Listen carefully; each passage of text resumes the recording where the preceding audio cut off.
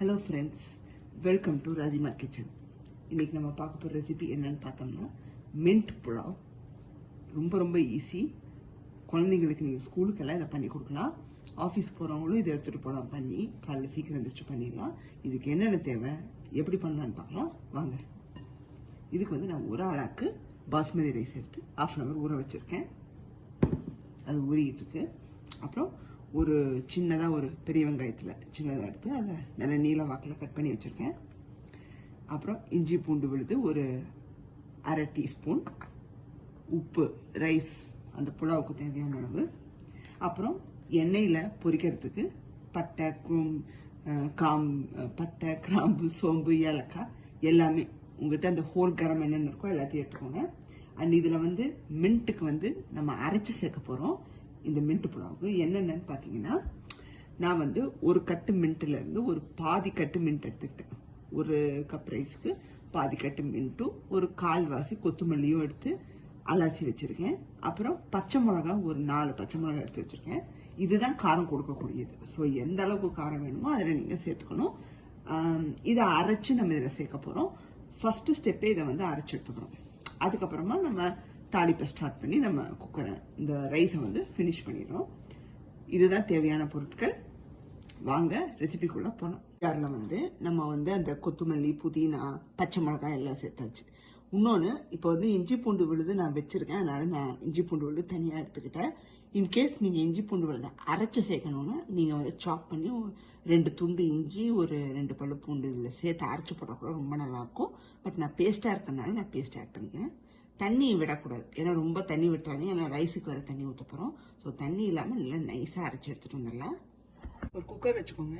நல்லா அது சூடானதும் நெய்யும் எண்ணெயும் சேர்த்துக்கலாம். நான் வந்து ஒரு 1/4 டீஸ்பூன் நெய்யும் ஒரு டேபிள் ஸ்பூன் எண்ணெயும் எடுத்துருக்கேன். மோஸ்ட்லி இந்த சிங்கிள் ரெசிபி ரைஸ் எல்லாத்துக்கும் நான் கொஞ்சம் நெய்யும் கொஞ்சம் கூட சேர்த்துப்பேன். நீங்க வேணா இதில் முந்திரி கூட சேர்த்துக்கலாம், வாசனைக்கு. வாசனை இல்லை, ஒரு டேஸ்ட் கொடுக்கும். இப்போ இது ஆல்மோஸ்ட் சூடாயிடுச்சு. நம்ம கரம் ஐட்டம்ஸ் உள்ள போட்டுருங்க.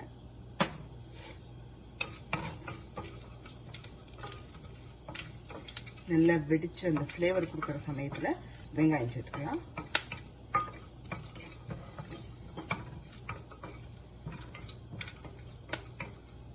இப்போ இதில் வெங்காயம் சேர்த்துருங்க.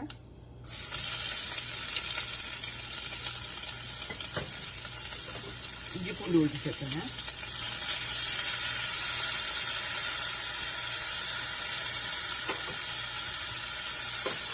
உப்பு சேர்த்துங்க. நல்லா கலந்து வச்சுருங்க.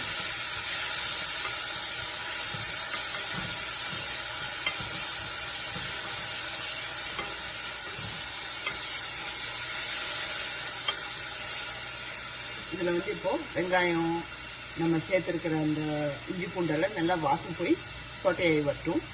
வெங்காயம் நல்லா வதங்கிடுச்சுங்க. நல்லா ஸ்மெல் போய் அப்படியே சொட்டையாயிடுச்சு. இப்போ நம்ம அரைச்ச விழுதை சேர்த்துக்கலாம். இந்த மின்ட் கொரியாண்டர் பேஸ்ட்டை ரொம்ப நைஸாக அரைக்கணும்னு இல்லை. சப்போஸ் உங்களுக்கு இந்த மாதிரி சக்கையாக இருந்தால் கூட ஓகே தாங்க, ஏன்னா நம்ம குக் பண்ணி தானே எடுக்க போகிறோம். நல்லா தான் இருக்கும்.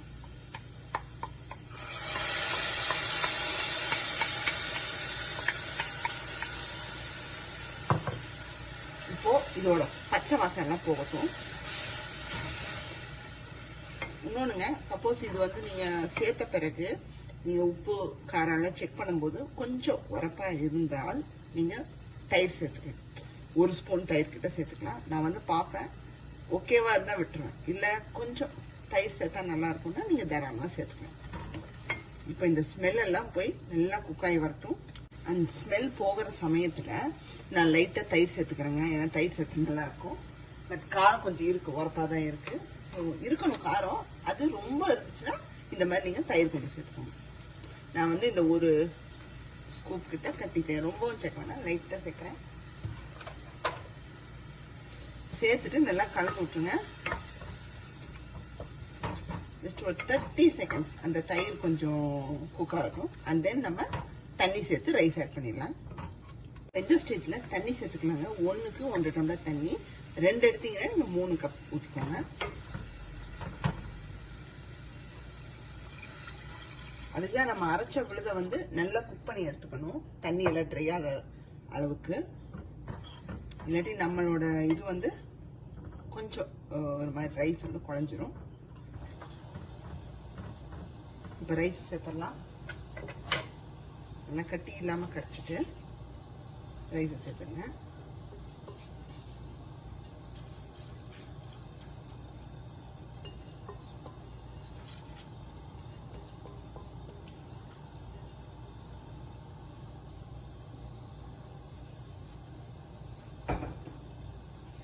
நல்லா கலந்து விட்டுடலாம். தயிர் சேர்த்ததும் கலர் அப்படியே அழகாக சேஞ்ச் ஆயிடுச்சு, லைட் கிரீனிஷ் கலரில். ஒரு கொதி வரட்டுங்க. நல்லா கொதிக்க ஆரம்பிச்சிருச்சுங்க. குக்கரை முடியல, நான் தண்ணியும் குடிச்சு பார்த்தேன். நல்லா கரெக்டாக காரம் உப்பு எல்லாமே. ஒரு 2 விசிலுக்கு நல்லா குக்காய் வரட்டும். திறந்துடலாங்க. நான் ஆல்மோஸ்ட் இப்போ தான் திறந்தேன், உங்களுக்கும் அப்படியே காமிச்சிடலாங்க. வாவ், எவ்வளோ நல்லா வந்திருக்கு பாருங்க. அப்படியே பச்சை பசிங்க, சூப்பராக வந்திருக்கு. எப்போவுமே இந்த மாதிரி எடுத்து பார்க்கும்போது சைடில் இருந்து எடுங்க, அப்போ தான் குறையாது. இப்போ இதை சர்வ் பண்ணிடலாங்க. மின்ட் புலாவ் சூப்பராக ரெடி ஆயிடுச்சுங்க. நான் பாருங்கள் இந்த இதில் சர்வ் பண்ணியிருக்கேன். டேஸ்ட் பார்த்தேன், ரொம்ப நல்லா வந்திருக்கு. கண்டிப்பாக எல்லோரும் ட்ரை பண்ணி பாருங்கள். பார்த்துட்டு கமெண்ட்ஸ் கீழே போடுங்க. இந்த வீடியோ உங்களுக்கு பிடிச்சிருக்குன்னு நினைக்கிறேன். லைக் பண்ணுங்கள், ஷேர் பண்ணுங்கள். சப்ஸ்கிரைப் பண்ணாதவங்க ராதிமா கிச்சனை சப்ஸ்கிரைப் பண்ணிடுங்க. மறக்காமல் பக்கத்தில் இருக்கிற பெல் பட்டனையும் கிளிக் பண்ணிடுங்க. பாய்.